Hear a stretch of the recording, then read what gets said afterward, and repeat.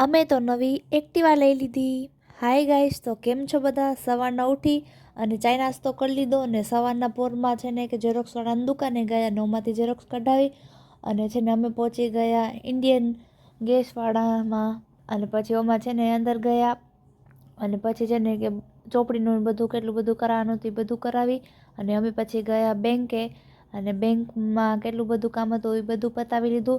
અને પછી અમે ગયા જે કે ઠક્કરમાં, એ છે ને કે એક્ટિવાનું કામ હતું તો એ બધું પતાવ્યું. અને પછી અમે ગયા શોરૂમમાં અને છે ને કે મસ્તી કરતી હતી, અમે એક્ટિવા નથી લીધી, એક્ટિવાનું કામ હતું એટલે જ અમે ગયા હતા.